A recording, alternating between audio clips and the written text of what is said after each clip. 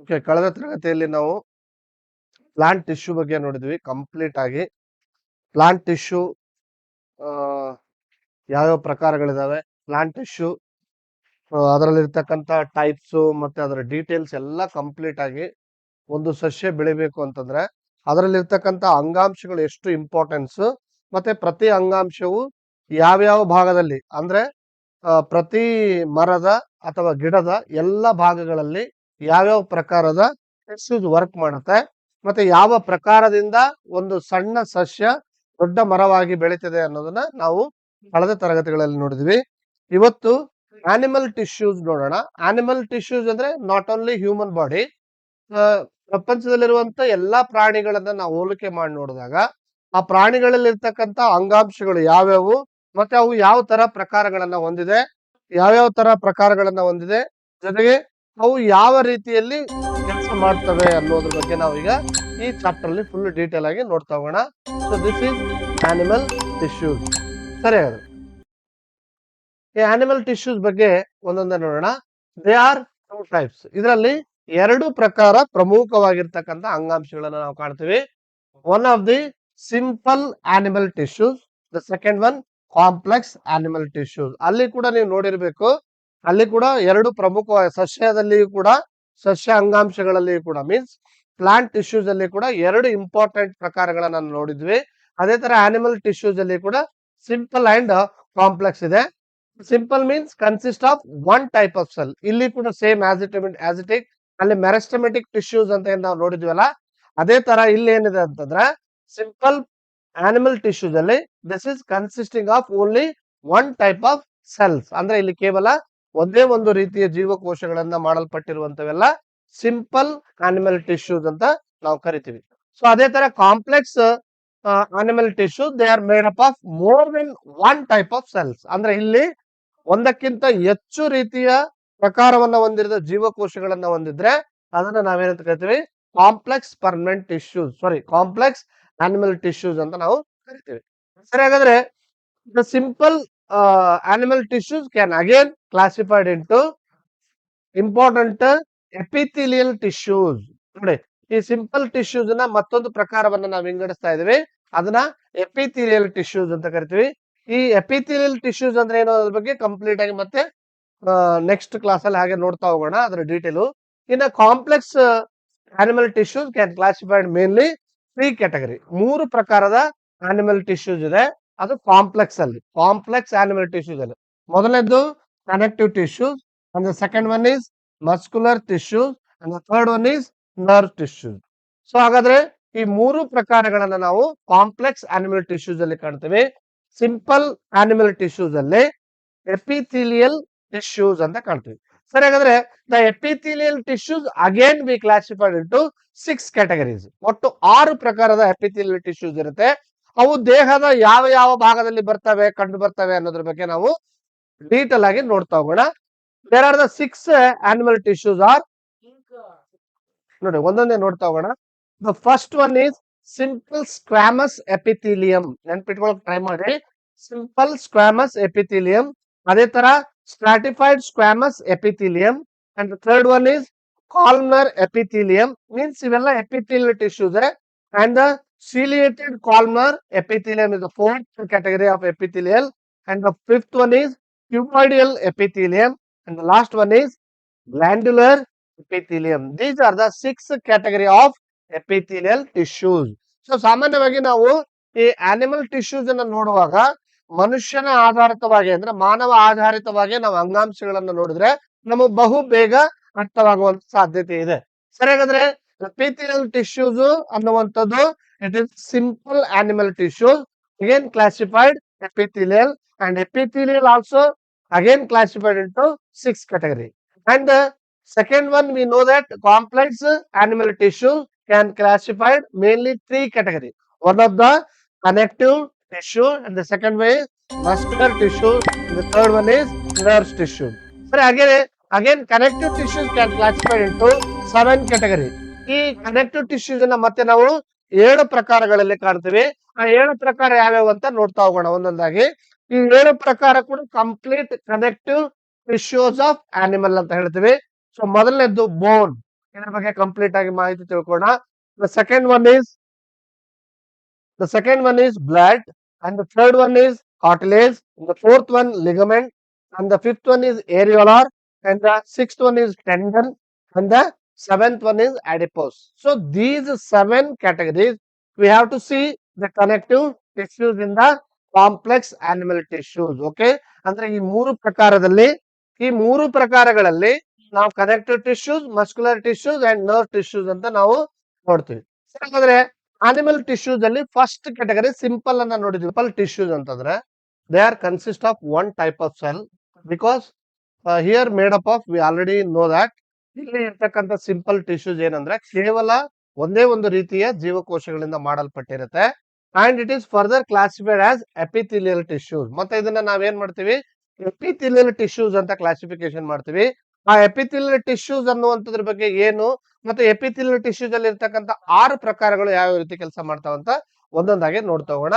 The epithelial tissues. First, what is the epithelial tissue? The cells of epithelial tissues are tightly packed and form a continuous sheet ಅಂತ ಹೇಳ್ತಾನ. ಅಂದ್ರೆ ಇಲ್ಲಿ ಯಾವುದೇ ರೀತಿ cellular gap ಅನ್ನೋದು ಇರೋದಿಲ್ಲ. ನಾವು ಯಾವುದೇ ಒಂದು ಟಿಶ್ಯೂಸ್ ನೋಡ್ಬೇಕಾದಾಗ ಅಲ್ಲೇನಾಗಿರುತ್ತೆ, ಸೆಲ್ಸ್ ಅಲ್ಲಿ ಲೂಸ್ ಪ್ಯಾಕ್ ಆದ್ರೆ ಒಂದು ಸೆಲ್ಯುಲರ್ ಗ್ಯಾಪ್ ಆಗಿರುತ್ತೆ. ಬಟ್ ಇದರಲ್ಲಿ ಇರೋದಿಲ್ಲ, ಯಾಕಂದ್ರೆ tightly packed and form of continuous sheet. ಇದು ಹೆಂಗ ಇರುತ್ತೆ ಅಂದ್ರೆ ಒಂದು ಕಂಟಿನ್ಯೂಸ್ ಶೀಟ್ ಅಲ್ಲಿ ಇರುತ್ತೆ.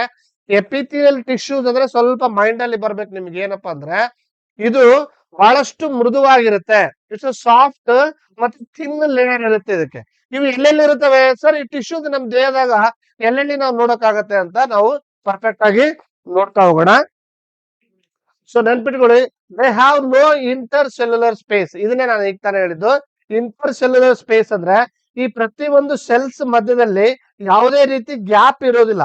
ಅಂದ್ರೆ ಕಂಪ್ಲೀಟ್ ಆಗಿ ಆ ಸೆಲ್ಸ್ ಏನಾಗಿರ್ತವೆ, ಅಂತ ಹೇಳ್ತಾನೆ, ಕಂಟಿನ್ಯೂಸ್ ಶೀಟ್ ತರ ಇರುತ್ತೆ. ಯಾವುದೇ ರೀತಿ ಸೆಲ್ಯುಲರ್ ಸ್ಪೇಸ್ ಅನ್ನೋದು ಇರೋದಿಲ್ಲ ಬಿಟ್ವೀನ್ ದ ಸೆಲ್ಸ್ ಅಂತ ಹೇಳ್ಬೋದು. ಅಂಡ್ ಇವನ್ ಜಸ್ಟ್ ಅಬ್ಸರ್ವ್ ಮಾಡಿ, ಇಲ್ಲಿ ನಾನು ಫಿಗರ್ ಏನ್ ಕಾಣ್ತಾ ಇದೆಯಲ್ಲ ರೆಡ್ ಅಲ್ಲಿ ತೋರಿಸ್ತಾ ಇದ್ದೇನೆ, ಯಾವ ಸೆಲ್ಸ್ ಮಧ್ಯದಲ್ಲಿ ಕೂಡ ಯಾವುದೇ ಗ್ಯಾಪ್ ಅನ್ನೋದು ಕಂಡು ಬರ್ತಾ ಇಲ್ಲ. And it is separated from the underlying tissues by an extracellular basement membrane. ಅಷ್ಟೇ ಅಲ್ಲ, ಇನ್ನೊಂದು ವಿಶೇಷ ಈ ಟಿಶ್ಯೂಸ್ ನಾವು ತಿಳ್ಕೊಳ್ಳೇಬೇಕಾದದ್ದು ಏನಂದ್ರೆ, ಇದ್ರ ಟಿಶ್ಯೂಸ್ ಏನಂದ್ರೆ ಕೆಳಗಡೆಗೆ ತನ್ನದೇ ಆಗಿರ್ತಕ್ಕಂಥ ಸಪರೇಟ್ ಆಗಿರ್ತಕ್ಕಂಥ ಒಂದು ಲೇಯರ್ ಇರುತ್ತೆ. ಅಂದ್ರೆ ಆ ಲೇಯರ್ ಮಧ್ಯದಲ್ಲಿ ಬೇರೆ ಆರ್ಗನ್ ಗೆ ಪ್ಲೇಸ್ಮೆಂಟ್ ಮಾಡಿ ಕೊಟ್ಟಿರುತ್ತೆ. ಅಂದ್ರೆ ಇದು ಒಂದು ನಮ್ಮನೆ ಯಾವ ತರ ಹೇಳಿದ್ರೆ ಕಂಟಿನ್ಯೂಸ್ ಶೀಟ್ ತರ ಇರುತ್ತೆ. ಅಂದ್ರೆ ಪ್ರತಿಯೊಂದು ಸೆಲ್ ಏನಾಗಿರುತ್ತೆ ಒಂದಕ್ಕೊಂದು ಜಾಯಿಂಟ್ ಆಗಿರುತ್ತೆ. ಯಾವುದೇ ರೀತಿ ಸೆಲ್ಸ್ ಮಧ್ಯದಲ್ಲಿ ಗ್ಯಾಪ್ ಇರೋದಿಲ್ಲ, ಇಂಟರ್ ಸೆಲ್ಯುಲರ್ ಸ್ಪೇಸ್ ಇರೋದಿಲ್ಲ ಅಂತ ನಮ್ಗೆ ಗೊತ್ತಾಗ್ಬೇಕು. And even underlying of outside the cells and tissues by an extracellular basement of the membrane. ಅಂದ್ರ ಯಾವುದೇ ರೀತಿ ಸೆಲ್ಸ್ ಮಧ್ಯದಲ್ಲಿ ಒಂದು ಎಕ್ಸ್ಟ್ರಾ ಲೇಯರ್ ಇರುತ್ತೆ. ಅಂದ್ರೆ ಆರ್ಗನಿಗೂ ಮತ್ತೆ ಆ ಟಿಶ್ಯೂಗೂ ಸಪರೇಟ್ ಮಾಡುವಂತ ಕೆಲಸವನ್ನ ಈ ಅಂಗಾಂಶ ಮಾಡ್ತಾ ಇರುತ್ತೆ. Okay, let us see that. ಇನ್ನು ಸ್ವಲ್ಪ ಜಸ್ಟ್ ಅಬ್ಸರ್ವ್ ಮಾಡಿ, ಇದು ಮೇಲ್ಗಡೆ ಇರುವಂತದ್ದು ಏನ್ ಗೊತ್ತಾ, ಇದು ಎಪಿಥೆಲಿಯಲ್ ಟಿಶ್ಯೂಸ್. ಕೆಳಗಡೆಗೆ ಒಂದು ಲೇಯರ್ ಬಂದಿದೆ. ಅಂದ್ರೆ ಈ ಲೇಯರ್ ಅನ್ ಮಾಡ್ತಾ ಇದು ಕನೆಕ್ಟಿವ್ ಟಿಶ್ಯೂಸ್. ಇದು ಈ ಕೆಳಗಡೆ ಕನೆಕ್ಟಿವ್ ಟಿಶ್ಯೂಸ್ ಅಂತ ಅನ್ಕೊಳ್ಳೋಣ. ಈ ಮೇಲೆ ಇರುವಂತ epithelial tissues it's soft tissues ಅಂತ ನಾವ್ ಹೇಳ್ಬೋದು. ಇದ್ರ ಕೆಳಗಡೆಗೆ ಒಂದು ಸಪರೇಟ್ ಲೇಯರ್ ಬಂದಿರುತ್ತೆ. ಅಂದ್ರೆ ಈ ಟಿಶ್ಯೂಸ್ಗೂ ಇನ್ನೊಂದು ಟಿಶ್ಯೂಸ್ಗೂ ಯಾವುದೇ ರೀತಿ ಅಟ್ಯಾಚ್ಮೆಂಟ್ ಇರೋದಿಲ್ಲ ಅನ್ನುವಂಥದ್ದು. ಜಸ್ಟ್ ಅಬ್ಸರ್ವ್ ಮಾಡಿ, ಇದನ್ನ ಏನ್ ಕರಿತೀವಿ ನಾವು ಎಪಿಥೆಲಿಯಲ್ ಟಿಶ್ಯೂಸ್ ಅನ್ಬೋದು. ಇದನ್ನ ಕನೆಕ್ಟಿವ್ ಟಿಶ್ಯೂಸ್ ಅಂತ ಕರಿತೀವಿ. ಅಂದ್ರೆ ಈ ಎಪಿಥೆಲಿಯಲ್ ಟಿಶ್ಯೂಸ್ಗೂ ಮತ್ತು ಕನೆಕ್ಟಿವ್ ಟಿಶ್ಯೂಸ್ಗೂ ಯಾವುದೇ ರೀತಿಯ ಲಿಂಕ್ ಇರೋದಿಲ್ಲ. ಅದು ಕೆಳಗಡೆಗೆ ಒಂದು ಸಪರೇಟ್ ಆಗಿರುವಂತ ಒಂದು ಲೇಯರ್ ಇರುತ್ತೆ, ಒಂದು ಪೊರೆ ಇರುತ್ತೆ ಅಂತ ನಾವು ಹೇಳ್ಬೋದು. This is called as extra cellular fibres and basement membrane ಅಂತ ಕೂಡ ನಾವು ಅದನ್ನ ಕರಿಬಹುದು. Okay, the membrane which is separate the epithelial tissues from the other tissues. ಬೇರೆ ಅಂಗಾಂಶದ ಜೊತೆಗೆ ಇದು ಬೇರೆದಂತೆ ಸಪರೇಟ್ ಮಾಡುವಂತ ಕೆಲಸವನ್ನ ಈ ಎಪಿಥೆಲಿಯಲ್ ಟಿಶ್ಯೂಸ್ ಮಾಡ್ತಾ. It's a very soft and thin layer of the tissues ಅಂತ ನಾವು ಹೇಳ್ಬೋದು. ಸರಿ, ಹಾಗಾದ್ರೆ next epithelial tissues present in. ಹಾಗಾದ್ರೆ ಈ ಎಪಿಥೆಲಿಯಲ್ ಟಿಶ್ಯೂಸ್ ನಾವು ದೇಹದಲ್ಲಿ ಎಲ್ಲೆಲ್ಲಿ ನೋಡ್ಬೋದು ಸರ್ ಅಂತ ಕೇಳಿದ್ರೆ ವೆರಿ ಸಿಂಪಲ್. ಇದನ್ನ ನಾವು ಸಾಮಾನ್ಯವಾಗಿ ಇದನ್ನ ಸ್ಕಿನ್ ಅಲ್ಲಿ ನೋಡ್ಬೋದು. ಫಸ್ಟ್ ಪಾಯಿಂಟ್, ನಮ್ ದೇಹದಲ್ಲಿ ಸ್ಕಿನ್ ಎಲ್ಲೆಲ್ಲಿದೆಯೋ ಅಲ್ಲೆಲ್ಲ ಕೂಡ ಯಾವ್ದಿದೆ ಅಂತ ಕೇಳಿದ್ರೆ ಬಹಳ ಈಸಿಯಾಗಿ ಹೇಳ್ಬೋದು. ಸ್ಕಿನ್ ಮೇಲೆ ಯಾವ ಲೇಯರ್ ಇದೆಪ್ಪ, ಯಾವ ಟಿಶ್ಯೂಸ್ ಇದೆ ಅಂತ ಕೇಳಿದ್ರೆ ನೀವು ಡೈರೆಕ್ಟ್ ಆಗಿ ಹೇಳ್ಬೋದು, ಬಹಳ ಸಿಂಪಲ್ ಆಗಿ ಹೇಳ್ಬೋದು, ಟಿಶ್ಯೂಸ್ ಅಂತ ನಾವು ಹೇಳ್ಬೋದು. ಸ್ಕಿನ್ ಮೇಲೆ ಒಂದು ಎಪಿಥೆಲಿಯಲ್ಸ್ ಅಂತ ಇರುತ್ತೆ. ಈ ಸೆಲ್ಸ್ ಮಾಡಿದ್ರೆ ಟಿಶ್ಯೂ ಒಂದೇ ಇಲ್ಲ ಸಿಕ್ಸ್ ಟೈಪ್ಸ್ ಇದೆ ಅಂತ ಹೇಳಿದೆ.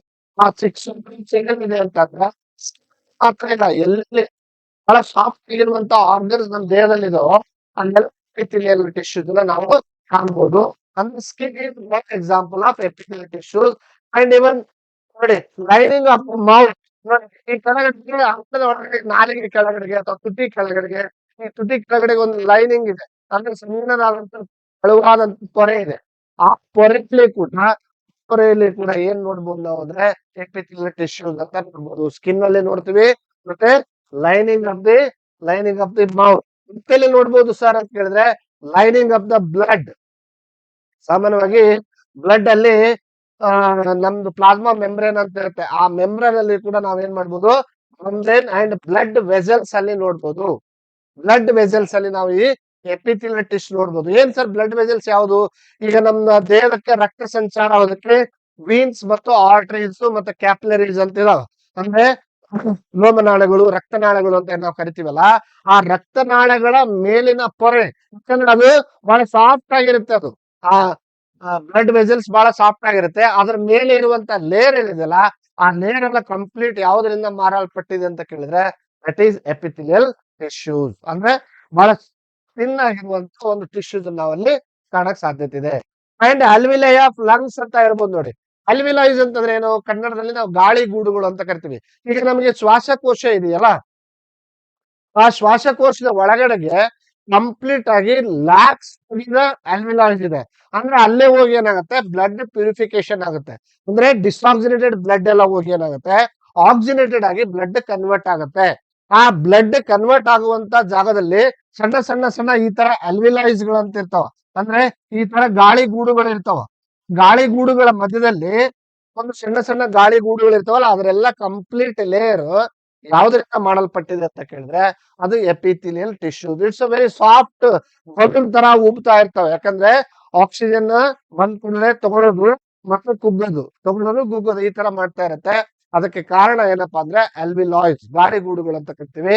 ಅದರಲ್ಲಿ ಕೂಡ ಯಾವ್ದಿದೆ ಅಂತ ಕೇಳಿದ್ರೆ ಎಪಿಥೆಲಿಯಲ್ ಟಿಶ್ಯೂಸ್ ಇದೆ ಅಂತ ಹೇಳ್ಬೋದು. ಮತ್ತೆ ನೋಡ್ಬೋದು ಸರ್ ಅಂತಂದ್ರೆ ಅಂಡ್ ಕಿಡ್ನಿ ಟ್ಯೂಬಲ್ಸ್ ನೋಡಿ, ಕಿಡ್ನಿ ಒಳಗಡೆಗೆ ಸಾಕಷ್ಟು ರೀತಿಯ ಮ್ಯಾಚ್ ಟುಗೆದರ್ ಆಫ್ ನೆಫ್ರಾನ್ಸ್ ಅನ್ನ ಕಾಣ್ತೀವಿ ನಾವು. ಇಟ್ಸ್ ವೆರಿ ಸ್ಮಾಲ್ ಪೈಪ್ಸ್, ಯಾಕಂದ್ರೆ ಪ್ಯೂರಿಫಿಕೇಶನ್ ಆಫ್ ಬ್ಲಡ್ ಇದು. ಯಾಕಂದ್ರೆ ನೆಫ್ರಾನ್ಸ್ ಅಲ್ಲಿ ಏನಾಗುತ್ತೆ, ನಮ್ಮ ರಕ್ತ ಎಲ್ಲಿ ಪ್ಯೂರಿಫೈ ಆಗತ್ತೆ ಅಂತ ಕೇಳಿದ್ರೆ ಅದು ಕಿಡ್ನಿ ಒಳಗಡೆ ಅಂತ ನಾವು ಬಹಳ ಈಸಿ ಹೇಳ್ಬಿಡ್ತೀವಿ. ಕಿಡ್ನಿ ಒಳಗಡೆ ಏನಿದೆ, ಕಿಡ್ನಿ ಒಳಗಡೆಗೆ ನೆಫ್ರಾನ್ಸ್ ಅಂತ ಇರುತ್ತೆ. ಆ ನೆಫ್ರಾನ್ಸ್ ಒಂಥರ ನಳಿಕೆ ರೂಪದಲ್ಲಿ ಕಾಡ್ತಾ ಇದೆಯಲ್ಲ, ಈ ತರ ಇರುತ್ತೆ. ಈ ನಳಿಕೆ ರೂಪದ ಮೇಲೆ ಇರುವಂತ ಎಲ್ಲಾ ಲೇಯರ್ ಯಾವುದು ಸರ್ ಅಂತ ಕೇಳಿದ್ರೆ ಅದು ಎಪಿಥೆಲಿಯಲ್ ಟಿಶ್ಯೂಸ್. ಐ ಥಿಂಕ್ ನಾ ಹೇಳೋದು ಅರ್ಥ ಆಗ್ತಿದೆ ಅನ್ಕೊಂಡಿದ್ರೆ. ಎಪಿಥೆಲಿಯಲ್ ಟಿಶ್ಯೂಸ್ ನಮ್ಮ ದೇಹದ ಯಾವ ಯಾವ ಭಾಗದಲ್ಲಿ ಕಂಡು ಬರುತ್ತೆ? ವೆರಿ ಸಿಂಪಲ್, ಸ್ಕಿನ್ ಅಲ್ಲಿ ನೋಡ್ಬೋದು, ಅಥವಾ ಲೈನಿಂಗ್ ಆಫ್ ದ ಮೌತ್ ಅಲ್ಲಿ ನೋಡ್ಬೋದು, ಲೈನಿಂಗ್ ಆಫ್ ಬ್ಲಡ್ ವೆಸಲ್ಸ್ ಅಲ್ಲಿ ನೋಡ್ಬೋದು, ಇವನ್ ಅಲ್ವಿಲಾಯ್ಸ್ ಆಫ್ ಲಂಗ್ಸ್ ಅಲ್ಲಿ ನೋಡ್ಬೋದು, ಅಂಡ್ ಕಿಡ್ನಿ ಟ್ಯೂಬಲ್ಸ್ ಅಲ್ಲಿ ಕೂಡ ನಾವು ಈ ತರದ ಎಪಿಥೆಲಿಯಲ್ ಟಿಶ್ಯೂಸ್ ಅನ್ನ ಕಾಣ್ತೀವಿ. ಸರಿ, and it forms protective covering of the animal body.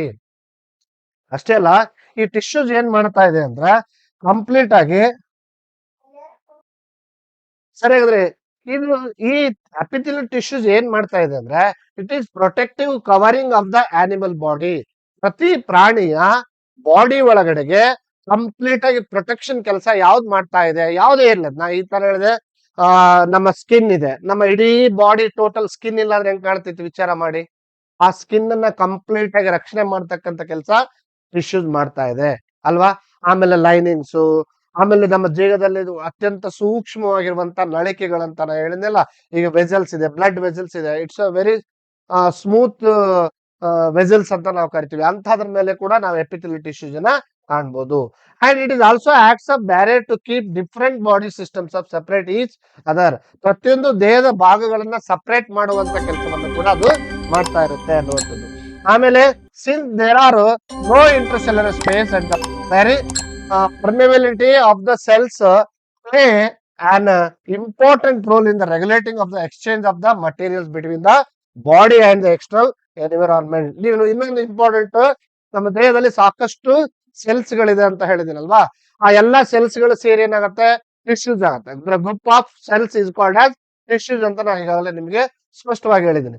ಇಲ್ಲಿ ಯಾವುದೇ ಒಂದು ಸೆಲ್ಸ್ ಅಲ್ಲಿ ಎಕ್ಸ್ಚೇಂಜ್ ಆಗ್ಬೇಕು ಅಂದ್ರೆ ಇಟ್ ಮೇ ಬಿ ಗ್ಯಾಸ್ ಆಗಿರ್ಬೋದು, ಲಿಕ್ವಿಡ್ ಆಗ್ಬೋದು. ಎಕ್ಸ್ಚೇಂಜ್ ಆಗ್ಬೇಕಂದ್ರೆ ಇಂಪೆರ್ಮೆಬಲ್ ಇಂಪೆರ್ಮೆಬಲ್ ಮೆಂಬ್ರೇನ್ ಅಂತ ಹೇಳಿದಿನಲ್ವಾ, ಆ ಇಂಪೆರ್ಮೆಬಲ್ ಮೆಂಬ್ರೇನ್ ಇದ್ದಂತ ಲಿಕ್ವಿಡ್ ಹೊರಗೆ ಹೋಗೋದಾಗ್ಲಿ ಒಳಗಡೆ ಬರೋದಾಗ್ಲಿ ಅದಕ್ಕೆಲ್ಲ ಕಾರಣ ಯಾವ್ದಪ್ಪ ಅಂತ ಕೇಳಿದ್ರೆ ನಾವು ಸೆಲ್ಸ್ ಅಲ್ಲಿ ಇರ್ತಕ್ಕಂಥ ಇಂಪೆರ್ಮೆಬಲ್ ಅಂದ್ರೆ ಸೆಲ್ ವಾಲ್ ಅಂತ ನಾವು ಹೇಳ್ತಾ ಇದೀವಿ ಅಲ್ವಾ. ಆ ಸೆಲ್ ವಾಲ್ ಅಲ್ಲಿ ಕೂಡ ಯಾವ್ದು ರೀತಿಯ ಒಂದು ಲೇಯರ್ ಇದೆ ಅಂತ ಕೇಳಿದ್ರೆ ಅದು ಎಪಿಥೆಲಿಯಲ್ ಟಿಶ್ಯೂಸ್ ಅಂತ ಹೇಳ್ಬೋದು. ಅಂದ್ರೆ ಅದರಲ್ಲಿ ಇರ್ತಕ್ಕಂಥ regulatory exchange of the materials ಏನಾದ್ರು ಎಕ್ಸ್ಚೇಂಜ್ ಆಗ್ತಾ ಇದೆ ಅಂದ್ರೆ ಅದಕ್ಕೆ ಕಾರಣ ಆ ಲೇಯರ್ ಸೆಲ್ ಮೆಂಬ್ರೇನ್ ಅಂತ ಕರಿತೀವಿ ನಾವು. ಸಾರಿ, ಸೆಲ್ ವಾಲ್ ಅಲ್ಲ, ಸೆಲ್ ಮೆಂಬ್ರೇನ್. ಆ ಸೆಲ್ ಮೆಂಬ್ರೇನ್ ಅಲ್ಲಿ ಏನಾಗುತ್ತೆ, ಮೆಟೀರಿಯಲ್ಸ್ ಎಕ್ಸ್ಚೇಂಜ್ ಆಗ್ತಾ ಇರುತ್ತೆ. ಇಟ್ ಮೇ ಬಿ ಗ್ಯಾಸ್ ಇರ್ಬೋದು, ಇನ್ನ ಲಿಕ್ವಿಡ್ ಕಂಟೆಂಟ್ ಇರ್ಬೋದು. ಆ ಸಂದರ್ಭದಲ್ಲಿ ಅದು ಯಾವ ಆ ಲೇಯರ್ ಇಂದ ಮಾಡಲ್ಪಟ್ಟಿರುತ್ತೆ ಅಂತ ಹೇಳಿದ್ನಲ್ಲ, ಅದಕ್ಕೆ ಕಾರಣ ಏನಪ್ಪಾ ಅಂತಂದ್ರೆ ಅದು ಎಪಿಥೆಲಿಯಲ್ ಟಿಶ್ಯೂಸ್ ಅಂತ ನಾವ್ ಹೇಳ್ಬೋದು. ಅಂಡ್ ಇವನ್ ಈಗ ಆ ಎಪಿಥೆಲಿಯಲ್ ಟಿಶ್ಯೂಸ್ ಯಾವ್ಯಾವ ಜಾಗದಲ್ಲಿದೆ, ಎಲ್ಲೆಲ್ಲಿ ನೋಡ್ಬೋದು ನಮ್ಮ ದೇಹದಾಗ ಅಂತ ಗೊತ್ತಾಯ್ತು. ಈಗ ಅದರಲ್ಲಿರುವಂತ ಪ್ರಕಾರಗಳನ್ನ ಒಂದೊಂದಾಗಿ ನೋಡ್ತಾ ಹೋಗೋಣ. 6 ಪ್ರಕಾರಗಳಿದೆ ಅಂತ ನಾ ಹೇಳಿದ್ದೀನಿ. ಸೊ ಮೊದಲನೇದು ಸಿಂಪಲ್ ಸ್ಕ್ವಾಮಸ್ ಎಪಿಥೆಲಿಯಂ ಅಂತ ಕರಿತೀವಿ ನಾವು. ಸಿಂಪಲ್ ಸ್ಕ್ವಾಮಸ್ ಎಪಿಥೆಲಿಯಂ ಅಂತಂದ್ರೆ ಏನು? ಇಲ್ಲಿ ಚಿತ್ರ ಕಾಣ್ತಾ ಇದೆ ನಿಮ್ಗೆ, ಏನ್ ಮೇಲ್ಗಡೆ ಕಾಣ್ತಾ ಇದೆಯಲ್ಲ ಇದು ಲೇಯರ್, ಈ ಲೇಯರ್ ಕಂಪ್ಲೀಟ್ ಆಗಿ ಏನಪ್ಪಾ ಅಂದ್ರೆ ಎಪಿಥೆಲಿಯಲ್ ಟಿಶ್ಯೂಸ್. ಯಾಕಂದ್ರೆ ನೋಡಿ, ಈ ಪ್ರತಿ ಒಂದು ಸೆಲ್ಸ್ ಮಧ್ಯದಲ್ಲಿ ಯಾವುದೇ ರೀತಿ ಇಂಟರ್ ಸೆಲ್ಯುಲರ್ ಸ್ಪೇಸ್ ಇಲ್ಲ ಅಲ್ವಾ. ಸರಿಯಾಗದು ಇಲ್ಲಿ ನೋಡಿ, cells are extremely thin, flat and form delicate lining ಅಂತ ಹೇಳ್ಬೋದು. ಇದು ಬಹಳಷ್ಟು ಥಿನ್ ಆಗಿರುತ್ತೆ, ನಾ ಈಗ ಆಲ್ರೆಡಿ ಹೇಳಿದ್ದೀನಿ. ಮತ್ತೆ ಇಲ್ಲಿ ಏನಾಗಿದೆ, ಫ್ಲಾಟ್ ಆಗಿದೆ, ಚಪ್ಪಟೆ ಆಕಾರದಲ್ಲಿದೆ, ಅಂಡ್ ವೆರಿ ಡೆಲಿಕೇಟ್ ಲೈನಿಂಗ್. ಇದು ಬಹಳಷ್ಟು ಸ್ಮೂತ್ ಆಗಿ ಮೃದುವಾಗಿರೋದ್ರಿಂದಾಗಿ ಇದು ಬಹಳ ಡೆಲಿಕೇಟ್ ಆಗಿದೆ ಅಂತ ನಾವು ಹೇಳ್ತೀವಿ. And where it is present simple squamous ಎಲ್ಲೆಲ್ಲಿ ಕಂಡು ಬರುತ್ತೆ. ಈಗ ಎಪಿಥೆಲಿಯಂ ಎಲ್ಲೆಲ್ಲಿ ಕಂಡು ಬರುತ್ತೆ ಅಂತ ನಮಗೆ ಸ್ಪಷ್ಟ ಆಯ್ತು, ಗೊತ್ತಾಯ್ತು. It is present. ಈಗ ಸಿಂಪಲ್ ಸ್ಕ್ವಾಮಸ್ ಎಪಿಥೆಲಿಯಂ ಅನ್ನೋದು ಎಲ್ಲೆಲ್ಲಿ ಕಂಡು ಬರುತ್ತೆ ಅನ್ನೋದು ನಮ್ಗೆ ಗೊತ್ತಾಗಬೇಕು. ಈಗ ಟೋಟಲಿ ಎಪಿಥೆಲಿಯಂ ಎಲ್ಲೆಲ್ಲಿ ಕಂಡು ಬರುತ್ತೆ ಅಂತ ಗೊತ್ತಾಯ್ತು. ನಾವೀಗ ಏನ್ ಮಾಡಿದೀವಿ, ಎಪಿಥೆಲಿಯಂ ಅನ್ನ ಪ್ರತಿಯೊಂದು ಪಾರ್ಟ್ ನೋಡ್ತಾ ಇದೀವಿ. ಪ್ರತಿಯೊಂದು ಪಾರ್ಟ್ಸ್ ಅಲ್ಲಿ ಸಿಂಪಲ್ ಸ್ಕ್ವಾಮಸ್ ಎಪಿಥೆಲಿಯಂ ಅನ್ನೋದನ್ನ ನಾವು ನೋಡ್ಬೇಕಾಗಿದೆ. So it is present in lining of blood vessels, lungs, alveoli, oesophagus, lining of mouth. ನೋಡಿ, ಈ ಭಾಗಗಳಲ್ಲಿ ಯಾವ ಟಿಶ್ಯೂಸ್ ಇದೆ ಅಂತ ಕೇಳಿದ್ರೆ ನೀವು ಸ್ಪಷ್ಟವಾಗಿ ಹೇಳ್ಬೋದು. ಫಾರ್ ಎಕ್ಸಾಂಪಲ್, ಎಲ್ಲಿ ಲೈನಿಂಗ್ ಆಫ್ ಬ್ಲಡ್ ವೆಸಲ್ಸ್ ಅಂದ್ರೆ ನಮ್ಮ ದೇಹದಲ್ಲಿರುವಂತ ರಕ್ತನಾಳಗಳು ಯಾವ್ಯಾವ ಇದಾವೆ ಅಂತ ಹೇಳಿದ್ರೆ ನಾನು ಆರ್ಟರೀಸ್ ಇದೆ, ವೀನ್ಸ್ ಇದೆ, ಕ್ಯಾಪ್ಲರೀಸ್ ಇದೆ. ಇದ್ರ ಮೇಲೆ ಎಲ್ಲ ಯಾವ ರೀತಿಯ ಟಿಶ್ಯೂ ಇದೆ ಸರ್ ಅಂತ ಕೇಳಿದ್ರೆ epithelial tissue is right answer. But in the category is simple squamous epithelium. Okay. And even ನಾ ಈಗಾಗಲೇ ಹೇಳಿದೀನಿ, ಅಲ್ವಿಲೈನಲ್ಲಿ ಕೂಡ ಎಪಿಥೆಲಿಯಂ ಕಾಣ್ತೀವಿ ಅಂತ ಹೇಳಿದೀನಿ. ಆದ್ರೆ ಯಾವ ಎಪಿಥೆಲಿಯಲ್, ಸಿಂಪಲ್ ಸ್ಕ್ವಾಮಸ್ ಎಪಿಥೆಲಿಯಂ ಇದೆ. ಅಂಡ್ ಈಸೋಫಿಗಸ್, ನಾವು ಅನ್ನನಾಳ ಅಂತ ಕರಿತೀವಲ್ಲ, ಈಸೋಫಿಗಸ್ ಅಂತ ಕರಿತೀವಲ್ಲ, ಅದರ ಮೇಲೆ ಕೂಡ ಯಾವ ಲೇಯರ್ ಇದೆ ಸರ್, ಥಿನ್ ಲೇಯರ್ ಅಂತಂದ್ರೆ ಅದು simple squamous. And lining of mouth ಅಂದ್ರೆ ಬಾಯಿ ಒಳಗಡೆಗೆ ಏನಿದೆಯಲ್ಲ ಅಲ್ಲಿ ಕೂಡ ಯಾವ ಲೇಯರ್ ಅನ್ನ ಒಳಗೊಂಡಿರುತ್ತಂದ್ರೆ that is squamous epithelium. So it is a tiny air sacs, lung alveoli ಅಂತ ಹೇಳಿದ್ರೆ ಗಾಳಿ ಗೂಡುಗಳು ಅಂತ ಹೇಳಿದ್ರೆ ಅದು ಬಹಳ ಚಿಕ್ಕ ಚಿಕ್ಕವಾಗಿರ್ತಕ್ಕಂಥ ಗಾಳಿ ಗೂಡುಗಳನ್ನ ಒಳಗೊಂಡಿರುತ್ತೆ. ಇನ್ನು ಇದೇನಿದೆ ಫುಡ್ ಪೈಪ್, ಅನ್ನನಾಳ ಅಂತ ಹೇಳಿದಲ್ಲ ಅದು. ಆಮೇಲೆ lining of the, so just observe ಮಾಡಿ, ಸಿಂಪಲ್ ಸ್ಕ್ವಾಮಸ್ ಎಪಿಥೆಲಿಯಂ ಕೊಟ್ಟಿದ್ದೇನೆ. ಈ ಮೇಲೆ ಇದು ಕಾಣ್ತಾ ಇದೆಯಲ್ಲ ಲೇಯರ್, ಈ ಲೇಯರ್ ಎಲ್ಲ ಕಂಪ್ಲೀಟ್ ಸಿಂಪಲ್ ಸ್ಕ್ವಾಮಸ್ ಎಪಿಥೆಲಿಯಂ. ಮತ್ತೆ ಇದ್ರ ಕೆಳಗಡೆ ಇದೆಯಲ್ಲ ಇದು ಬೇಸ್ಮೆಂಟ್ ಮೆಂಬ್ರೇನ್ ಅಂತ ನಾವು ಕರಿಬಹುದು. ಯಾಕಂದ್ರೆ ಈಗಾಗಲೇ ನಿಮ್ಗೊಂದು ಸ್ಪಷ್ಟವಾದ ಮಾತು ಹೇಳಿದೀನಿ, ಈ ಎಪಿಥೆಲಿಯಂ ಟಿಶ್ಯೂಸ್ ಯಾವಾಗ್ಲೂ ಸಪರೇಟ್ ಆಗಿರುತ್ತೆ, ಫ್ಲಾಟ್ ಆಗಿರುತ್ತೆ. ಇನ್ನು ಪ್ರತಿಯೊಂದು ಆರ್ಗನ್ ಅನ್ನ ಸಪರೇಟ್ ಮಾಡಿರುತ್ತೆ ಈ ಟಿಶ್ಯೂಸ್. ಅದಕ್ಕಾಗಿ ಒಂದು ಸಪರೇಟ್ ಆದ ಲೇಯರ್ ಅನ್ನ ಅದು ಕ್ರಿಯೇಟ್ ಆಗಿರುತ್ತೆ ಅಂತ ಹೇಳಿದೀನಿ. This is a lining of blood vessels. This is lining of blood vessels. Okay. Next ನೋಡಿ, ಈಗ ಲಂಗ್ಸ್ ಆಫ್ ದ ಆಲ್ವಿಲಾಯ್ಸ್ ತೋರಿಸಿದಿನಲ್ಲ, ಇವೆಲ್ಲ ಆಲ್ವಿಲಾಯ್ಸ್ ಗಳು, ಚಿಕ್ಕ ಚಿಕ್ಕ ಆಲ್ವಿಲಾಯ್ಸ್ ಅಲ್ಲಿ ಕೂಡ ಕಾಣ್ತೀವಿ.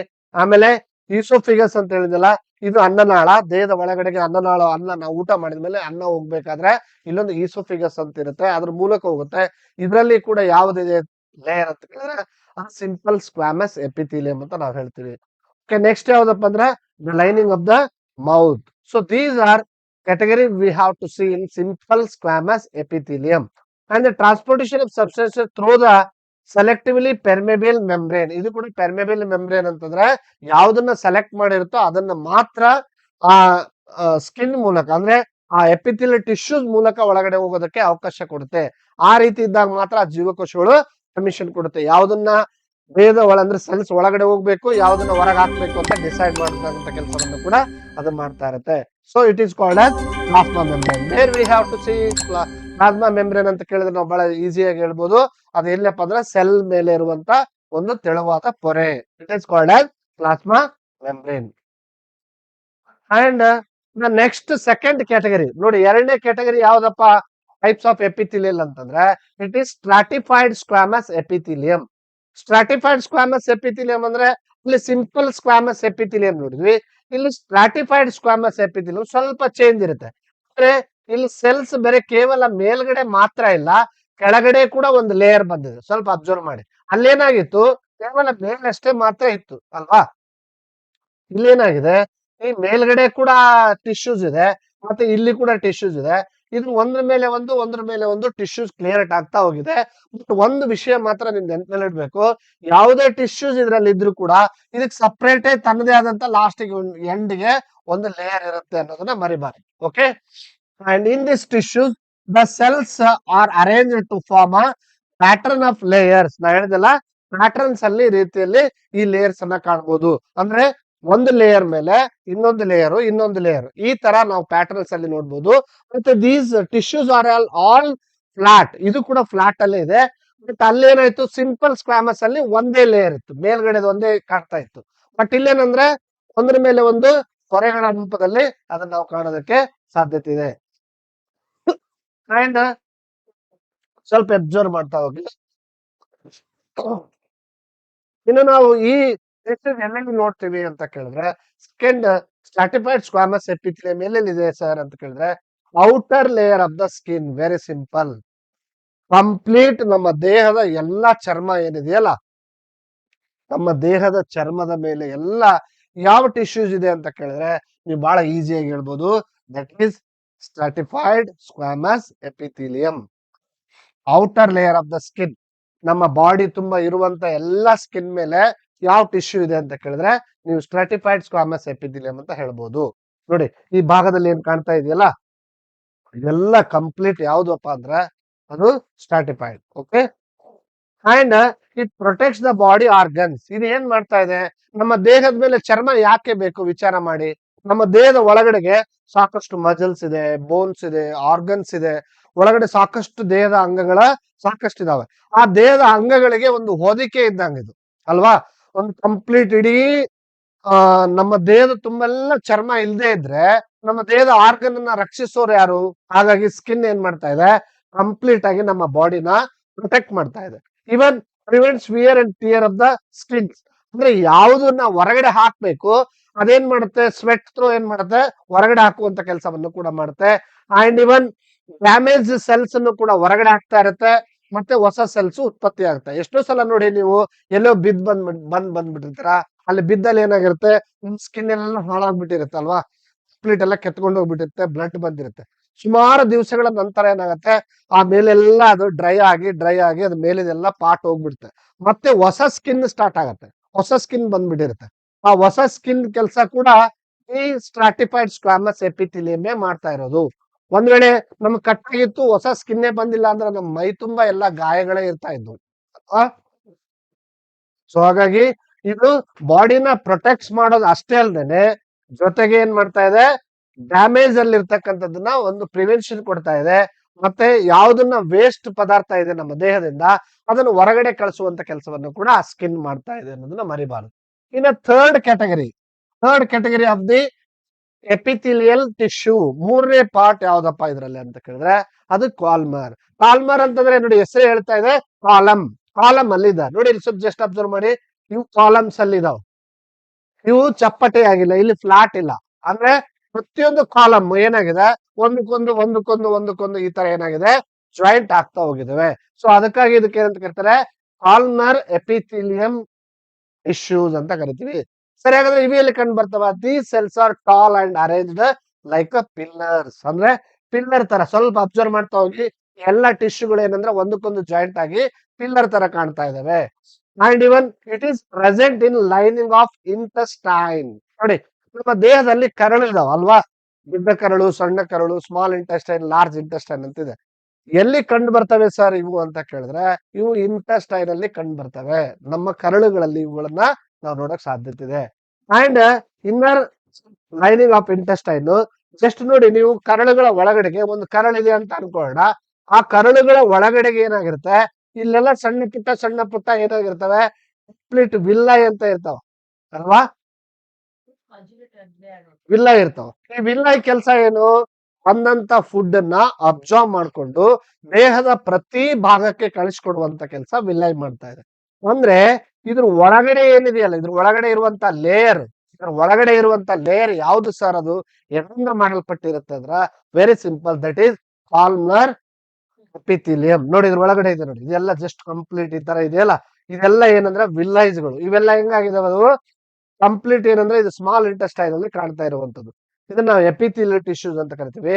ಅಂಡ್ ಇಲ್ಲಿ ಕೆಳಗಡೆಗೆ ಮಜಲ್ಸ್ ಇದೆ ನೋಡಿ. ಇದು ಆಕ್ಚುಲಿ ಇಲ್ಲಿ ಇದಿಷ್ಟು ಕಂಪ್ಲೀಟ್ ಏನಪ್ಪಾ ಅಂದ್ರೆ ಇಂಟೆಸ್ಟೈನೇ.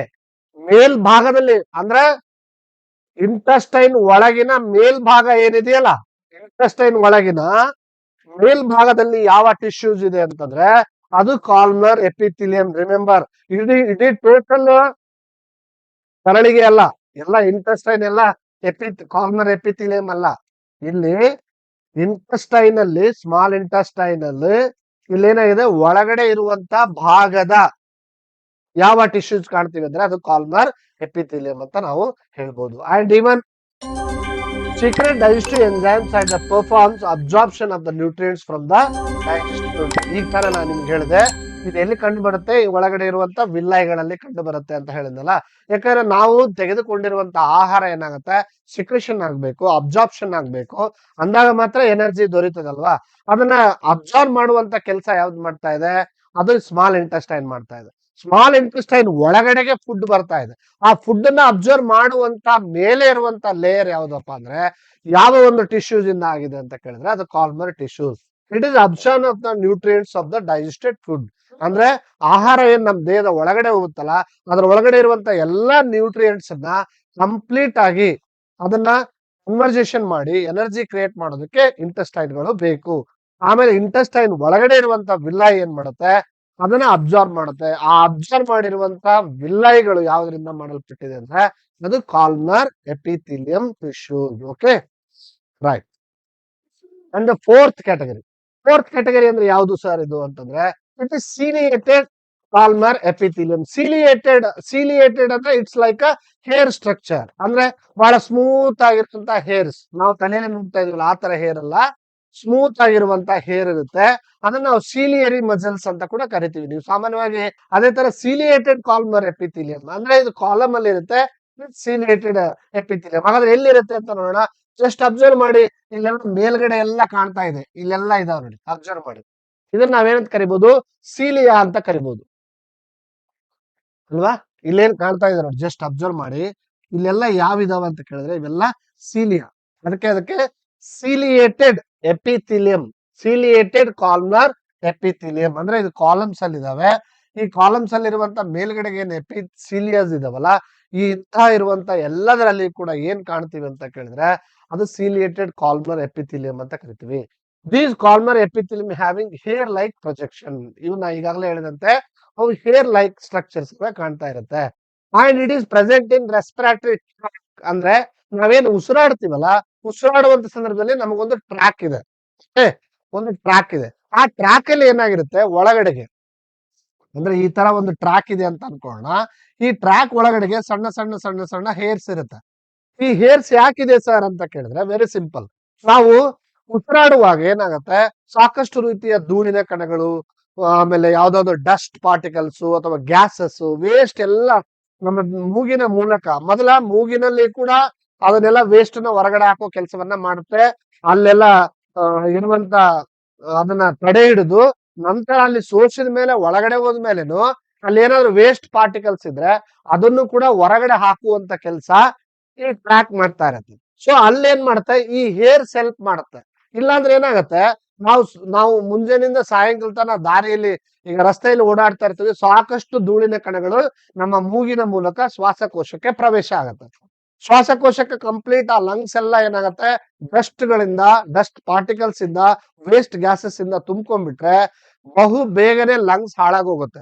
ಅದಕ್ಕೆ ಈ ಸಿಲಿಯಾಸ್ ಏನ್ ಮಾಡ್ತಾವ ಅಂತಂದ್ರೆ ಆ ಕೂದಲುಗಳು ಯಾವಾಗ್ಲೂ ತೇಲಾಡ್ತಾ ಇರ್ತವೆ, ಬಹಳ ಸ್ಮೂತ್ ಇರ್ತವೆ, ಬಂದಂತ ಡಸ್ಟ್ ಪಾರ್ಟಿಕಲ್ಸ್ ನ ಮೇಲ್ಗಡೆ ತಳ್ಳುವಂತ ಕೆಲಸವನ್ನ ಮಾಡ್ತವೆ. ಮೇಲ್ಗಡೆ ತಳ್ತಾ ತಳ್ತಾ ಲಾಸ್ಟ್ ಏನಾಗುತ್ತೆ ಅಂತ ವೇಸ್ಟ್ ಎಲ್ಲ ಡಸ್ಟ್ ಪಾರ್ಟಿಕಲ್ಸ್ ನ ನಾವು ಸ್ನೀಸಿಂಗ್ ಮಾಡೋದ್ರ ಮೂಲಕ ಆ ಪಾರ್ಟಿಕಲ್ಸ್ ನೆಲ್ಲ ಹೊರಗೆ ಹಾಕ್ಬಿಡುತ್ತೆ. ಈ ತರ ಒಂದು ಕೆಲಸವನ್ನ ಮಾಡೋದ್ರಲ್ಲಿ ಈ ಸಿಲಿಯಸ್ ಇಂಪಾರ್ಟೆಂಟ್.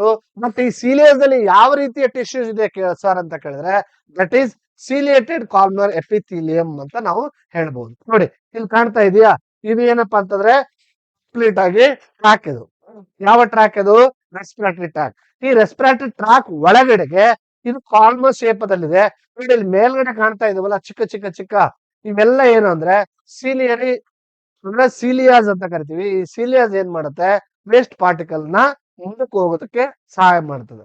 ಅಂದ್ರೆ due to movement of the cilia the mucus and the air forward to the clean and respiratory tract. ನ ಈಗಾಗಲೇ ಹೇಳಿದಂತೆ ಅಲ್ಲಿ ಏನಾದ್ರೂ ಡಸ್ಟ್ ಪಾರ್ಟಿಕಲ್ಸ್ ಬಂತು ಅಂದ್ರೆ ಅದನ್ನ ಏನ್ ಮಾಡುತ್ತೆ, ಮೂವ್ ಮಾಡಿ ಹೊರಗಡೆ ದಬ್ಬುವಂತ ಕೆಲಸವನ್ನು ಮಾಡುತ್ತೆ.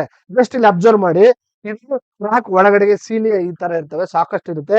ಈ ಡಸ್ಟ್ ಪಾರ್ಟಿಕಲ್ಸ್ ಏನಾದ್ರು ಬಂತಂದ್ರೆ ಅದ್ರ ಮೇಲ್ಗಡೆ ಏನ್ ತಳ್ತಾ ಇದೆ ನೋಡಿ, ಗೊತ್ತಾ ಇದೆಯಾ? ಈ ತರ ಮೇಲ್ಗಡೆ ತಳ್ತಾ ತಳ್ತಾ ಅದನ್ನ ಸ್ನೀಸಿಂಗ್ ಮೂಲಕ ಏನ್ ಮಾಡುತ್ತೆ, ಹೊರಗಡೆ ಆಗ್ತದೆ. ಉಸಿರಾಡಂತ ಸಂದರ್ಭದಲ್ಲಿ ಕೂಡ ಹೊರಗಡೆ ಕಾರ್ಬನ್ ಡೈಆಕ್ಸೈಡ್ ಹೊರಗಡೆ ಹೋಗುವಾಗನು ಅದನ್ನ ದಬ್ಬುವಂತ ಕೆಲಸವನ್ನ ಅದು ಮಾಡ್ತಾ ಇರುತ್ತೆ. ಸೊ ಇದರಲ್ಲಿ ನಾವು 4th ಕ್ಯಾಟಗರಿ ಇಲ್ಲಿಗೆ ಕಂಪ್ಲೀಟ್ ಮಾಡಿದ್ವಿ. ಇನ್ನು 5th ಯಾವ್ದಪ್ಪ ಅಂತ ಕೇಳಿದ್ರೆ ದಟ್ ಈಸ್ ಕ್ಯೂಬಾಯ್ಡಿಯಲ್ ಎಪಿಥೀಲಿಯಂ. ಹೆಸರು ಹೇಳ್ತಾ ಇದೆ ಕ್ಯೂಬಾಯ್ಡಿಯಲ್. ಕ್ಯೂಬ್ ಅಂದ್ರೆ ನಮ್ಗೆ ಗೊತ್ತಿದೆ ಅಲ್ವಾ, ಕ್ಯೂಬ್ ಶೇಪ್ ಅಲ್ಲಿ ಇರುವಂತ ಎಲ್ಲ ಟಿಶ್ಯೂಸ್ ಯಾವ್ದಪ್ಪ ಅಂತ ಕೇಳಿದ್ರೆ ಅದು ಕ್ಯೂಬಾಯ್ಡಿಯಲ್ ಎಪಿಥೀಲಿಯಂ ಅಂತ ಕರಿತೀವಿ. ಕ್ಯೂಬಾಯ್ಡಿಯಲ್ ಎಪಿಥೀಲಿಯಂ ಟಿಶ್ಯೂಸ್. ಹಾಗಾದ್ರೆ ಕ್ಯೂಬಾಯ್ಡಿಯಲ್ ಎಪಿಥೀಲಿಯಂ ಟಿಶ್ಯೂಸ್ ನೋಡಿ, ಸ್ವಲ್ಪ ಅಬ್ಸರ್ವ್ ಮಾಡಿ, ಅದು ಫಿಗರ್ ಅಬ್ಸರ್ವ್ ಮಾಡಿ. ಇವೆಲ್ಲ ಫಿಗರ್ ಹೆಂಗಿದೆ ನೋಡಿ, ಕ್ಯೂಬ್ ಶೇಪ್ ಅಲ್ಲಿ ಇದಾವೆ. ಎಲ್ಲವು ಕಂಪ್ಲೀಟ್ ಆಗಿ ಕ್ಯೂಬ್ಸ್ ಅಲ್ಲೇ ಇದಾವೆ ಅಲ್ವಾ? ಇವೆಲ್ಲ ಪ್ರತಿಯೊಂದು ಕ್ಯೂಬ್ ಶೇಪ್ ಅಲ್ಲೇ ಇದಾವೆ. ಅಂದ್ರೆ ಇವೆಲ್ಲ ಒಂದಕ್ಕೊಂದು ಜಾಯಿಂಟ್ ಆಗಿದೆ, ಆದ್ರೆ ಅದು ಶೇಪ್ ಯಾವ ತರ ಶೇಪ್ ಅಲ್ಲಿ ಇದೆ ಅಂದ್ರೆ ಕ್ಯೂಬ್ ಶೇಪ್ಸ್ ಅಲ್ಲೇ ಇದೆ. ಸೊ ಆ ಕ್ಯೂಬ್ ಶೇಪ್ ಅಲ್ಲಿ ಇರುವಂತ ಆ ಎಪಿಥೀಲಿಯಂ ನಾವು ಕ್ಯೂಬಾಯ್ಡಿಯಲ್ ಎಪಿಥೀಲಿಯಂ ಅಂತ ಕರಿತೀವಿ. ಸರಿ, the cells are is in the cube shaped and it is present in lining of the kidney tubules and duct of salivary glands ಅಂತ ಇರುತ್ತಲ್ಲ ನಮ್ಮ ದೇಹದ ಅಂಗಳದ ಒಳಗಡೆಗೆ ಸಲೈವ ಉತ್ಪತ್ತಿ ಆಗತ್ತೆ ಅಂತ ಗೊತ್ತು. ನಾವು ಆಹಾರ ತಿಂದಾಗ ಏನಾಗತ್ತೆ, ಆಹಾರದ ತುತ್ತಿನಲ್ಲಿ ಸಲೈವ ಏನಾಗ್ಬೇಕು, ಮಿಕ್ಸ್ ಆಗ್ಬೇಕು. ಸಲೈವ ಮಿಕ್ಸ್ ಆಗಿಲ್ಲ ಅಂದ್ರೆ ಡೈಜೆಷನ್ ಗೆ ತೊಂದರೆ ಆಗತ್ತೆ. ಅಂದ್ರೆ ನಾವು ತಿನ್ನುವ ಪ್ರತಿಯೊಂದು ಆಹಾರದಲ್ಲಿ ಸಲೈವ ಮಿಕ್ಸ್ ಆಗತ್ತೆ. ಸಲೈವ ಅಂದ್ರೆ ಬಹಳ ಈಸಿ ಭಾಷೆಯಲ್ಲಿ ಹೇಳ್ಬೇಕಂದ್ರೆ ಜೊಲ್ಲು ಅಂತ ನಾವ್ ಹೇಳ್ಬೋದು. ಆ ಜೊಲ್ಲು ಏನಾಗತ್ತೆ, ನಾವು ತಿನ್ನುವ ಪ್ರತಿ ಆಹಾರದ ಜೊತೆಗೆ ಬೆರೆತು ಒಳಗಡೆ ಹೋದಾಗ ಡೈಜೆಷನ್ ಗೆ ಸುಲಭ ಆಗತ್ತೆ. ನೆನ್ಪಿಟ್ಕೊಳ್ಳಿ, ಒಂದ್ ಕಡೆ ವಿಜ್ಞಾನ ಹೇಳುತ್ತೆ, ಒಬ್ಬ ವ್ಯಕ್ತಿಗೆ ಪ್ರತಿದಿನ ಏನಿಲ್ಲ ಆದ್ರೂ 1.5 to 2 ಲೀಟರ್ ಅಷ್ಟು ಸಲೈವ ಉತ್ಪತ್ತಿ ಮಾಡುವಂತ ಕೆಪಾಸಿಟಿ ಸಲೈವ ಗ್ಲ್ಯಾಂಡ್ ಇದೆ. ಹಾಗಾಗಿ ಆ ಸಲೈವರಿ ಗ್ಲ್ಯಾಂಡ್ಸ್ ಒಳಗಡೆಗೆ ಯಾವ ಟಿಶ್ಯೂಸ್ ಇದೆ ಸರ್ ಅಂತ ಕೇಳಿದ್ರೆ ಅದು ಕ್ಯೂಬಾಯ್ಡಿಯಲ್ ಎಪಿಥೀಲಿಯಂ ಟಿಶ್ಯೂಸ್ ಇದೆ. And even the lining of the kidney tubules ಒಳಗಡೆ ನೋಡಿ, ಕಿಡ್ನಿ ಒಳಗಡೆಗೆ ಟ್ಯೂಬ್ಸ್ ಅಲ್ಲಿ ಇದಾವೆ. ಅಂದ್ರೆ ಆ ಕಿಡ್ನಿ ಒಳಗಡೆಗೆ ನೆಫ್ರಾನ್ಸ್ ಇರುತ್ತೆ. ನೆಫ್ರಾನ್ ಗಿಂತ ಮುಂಚೆ ನಾವೇನ್ ಮಾಡ್ತೀವಿ, ಸಾಕಷ್ಟು ರೀತಿಯ ಟ್ಯೂಬ್ಸ್ ಇದೆ. ಆ ಟ್ಯೂಬ್ಲೆಸ್ ಸೆಲ್ ಎಲ್ಲ ಅಂದ್ರೆ ಆ ಟ್ಯೂಬಲ್ ಸೆಲ್ ಯಾವ್ದನ್ನ ನಾವು ಕಾಣ್ಬೋದು ಅಂತ ಕೇಳಿದ್ರೆ ಅದು ಕ್ಯೂಬಾಯ್ಡಿಯಲ್ ಶೇಪ್ ಅಲ್ಲಿ. The tiny tubes which is produce urine ನ ಯಾವ್ದು ಪ್ರೊಡ್ಯೂಸ್ ಮಾಡ್ತಾ ಇದೆಯೋ ಅದನ್ನ ನಾವೆಂತ ಕರಿತೀವಿ, ಕಿಡ್ನಿ ಟ್ಯೂಬಲ್ಸ್ ಅಂತ ಕರಿತೀವಿ. ಅಂಡ್ ನೋಡಿ, ಸ್ವಲ್ಪ ಜಸ್ಟ್ ಅಬ್ಸರ್ವ್ ಮಾಡಿ, ಈ ಒಳಗಡೆಗೆ ನೆಫ್ರಾನ್ ತೋರಿಸ್ತಾ ಇದೆ. ನೆಫ್ರಾನ್ ಒಳಗಡೆ ಇರುವಂತದ್ದು ಬಹಳ ಸ್ಮೂತ್ ಆಗಿರೋ ಸಿಂಪಲ್ ಎಪಿಥೀಲಿಯಂ ಅಂತ ನೋಡಿದ್ವಿ. ಈಗ ಇದು ಕ್ಯೂಬಾಯ್ಡಿಯಲ್ ಎಲ್ಲಿದೆ ಅಂದ್ರೆ ಕಿಡ್ನಿ ಮೇಲ್ಗಡೆ ಭಾಗದಲ್ಲಿದೆ.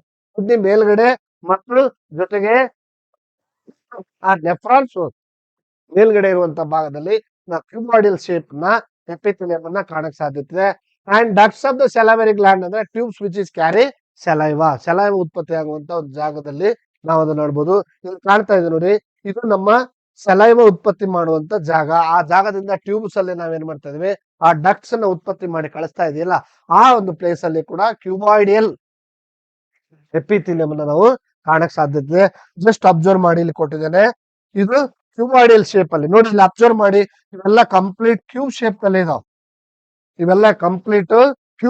ಅಲ್ಲೇ ಇದಾವೆ. So this is cuboidal epithelium. Then the last one is glandular epithelium. This is the sixth category of the epithelium. Okay, let us see it. ಹಾಗಾದ್ರೆ ಗ್ಲ್ಯಾಂಡ್ಯುಲರ್ ಎಪಿಥಿಲಿಯಂ ಅಂತಂದ್ರೆ ಯಾವುದು ನೋಡಿ? ಗ್ಲ್ಯಾಂಡ್ಯುಲರ್ ಎಪಿಥಿಲಿಯಂ ಅಂತಂದ್ರೆ it is a part of secretory units. ಯಾವ್ದೋ secretion ಮಾಡ್ತಾ ಇದೆಯೋ ಅದ್ರಲ್ಲೆಲ್ಲ ನಾವು ಇದನ್ನ ನೋಡ್ತೀವಿ. Some type position of the epithelium tissues force inward form of a multicellular glands. Multicellular glands ಅಲ್ಲಿ ಕೂಡ ನಾವು ಈ ಒಂದು ಟಿಶ್ಯೂಸ್ ಅನ್ನ ಕಾಣ್ತೀವಿ. It is force inward to the form ಅಂತ ಹೇಳ್ತಾನೆ. And even this structure is called as glandular epithelium. ಇದನ್ನ ನಾವು ಇಂಥ ಒಂದು ರಚನೆಯನ್ನ ನಾವು ಏನ್ ಕಾಣ್ತೀವಿ? ಗ್ಲ್ಯಾಂಡ್ಯುಲರ್ ಎಪಿಥಿಲಿಯಂ ಟಿಶ್ಯೂಸ್ ಅಂತ ಕಾಣ್ತೀವಿ.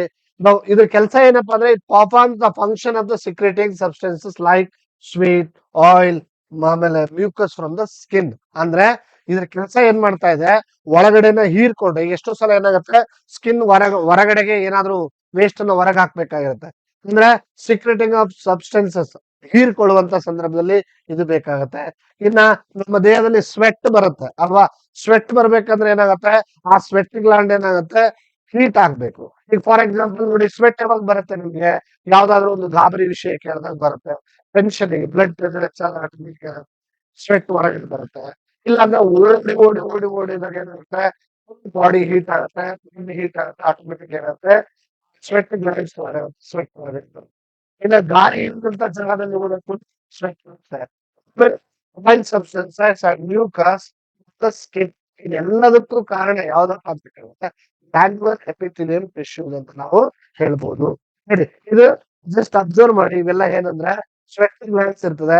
ಆ ಸ್ವೆಟ್ ಗ್ಲ್ಯಾಂಡ್ ಏನ್ ಮಾಡುತ್ತೆ? ಪುಷ್ ಅಪ್ ಮಾಡಿ ಆ ಸ್ವೆಟ್ ಅನ್ನ ನಮ್ಗೆ ಹೊರಗಡೆ ತರುತ್ತೆ. ಇದಕ್ಕೆ ಗ್ಲ್ಯಾಂಡ್ಸ್ ಅಂತ ಕರಿತೀವಿ. ಇದ್ರಲ್ಲಿ ಏನ್ ಕಾಣಬಹುದು ಅಂದ್ರೆ ಅದು ಗ್ಲ್ಯಾಂಡ್ಯುಲರ್ ಎಪಿಥೆಲಿಯಂ ಟಿಶ್ಯೂಸ್ ನ ನಾವು ಕಾಣಕ್ಕೆ ಸಾಧ್ಯತೆ ಇದೆ.